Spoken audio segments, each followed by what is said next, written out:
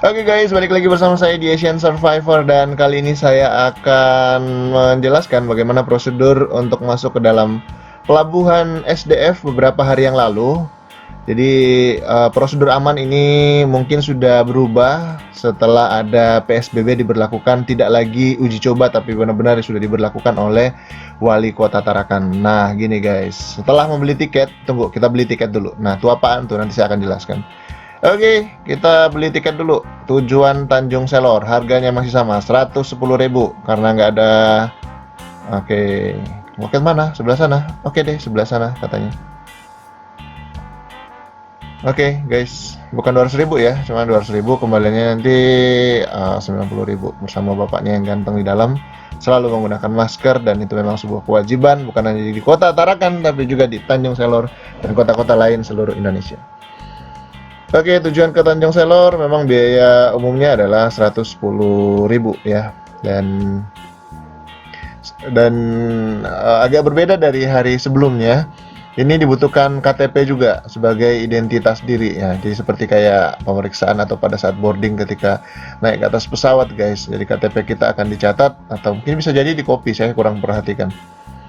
Oke, setelah beberapa menit kemudian saya pun mendapatkan tiketnya. Beberapa menit, mungkin 1-2 menit itu ya. Oke. Nah, tiket sekaligus asuransi dan juga ada belangko yang mesti harus diisi, guys. Nah, ini belangko ini penting diisi terkait riwayat perjalanan kita, riwayat kesehatan kita dalam 14 hari terakhir yang perlu kita catat gitu ya. Nanti ya kita akan memberikan kepada petugas medis yang ada di Tanjung Selor sebagai tujuan kita gitu. Oke, nah ini dia, kita akan masuk ke dalam kotak chamber ini ya, apalah ya jenisnya, seperti kayak tempat disinfektan gitu. Kita masuk dan kita akan disemprot dan kita akan langsung disambut oleh si mbaknya, sepertinya petugas medis ya. Disuruh muter, lalu kemudian keluar. Tidak cukup sampai di situ, kita kemudian diperiksa menggunakan heat gun atau apa sih bahasanya? Saya taunya heat gun gitu ya. Oke, kalau sudah dinyatakan aman dengan suhu 35 derajat Celcius, kita kemudian naruh tas dulu ya. Nah, perhatikan kursi-kursi yang disediakan sudah dibuat sedemikian rupa supaya duduknya terpisah ya untuk memenuhi peraturan dari pemerintah terkait physical distancing. Oke, lalu kemudian kita mulai mengisi nama dan sebagainya, guys. Kita percepat aja sampai di sini.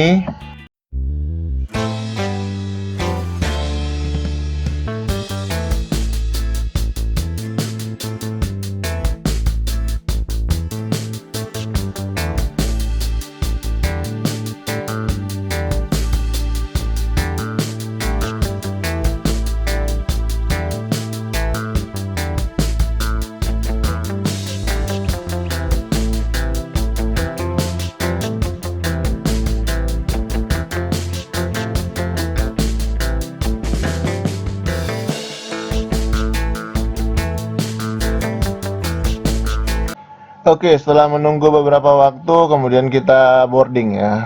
Ada pemberitahuan dari petugas untuk segera boarding dan ya, setiap pintu itu dibukakan oleh petugas. Jadi kita tidak repot lagi untuk membuka pintu. Oke, kebetulan beberapa penumpang yang bersama dengan saya ini adalah penumpang dari Makassar. Bisa dilihat dari tagging yang ada di tas mereka ini, masih tagging nelayan ya, atau mungkin juga batik, saya kurang tahu. Tasnya terbuka, saya kasih tahu, Pak, tasnya terbuka, Pak. Oke, saya memilih untuk tetap berdiri supaya bisa terus bisa merekam perjalanan ini. Jadi untuk menuju ke ujung dermaga tempat speedboat sandar itu kita mesti harus naik ke atas bis shelter seperti ini menuju ke tujuan gitu.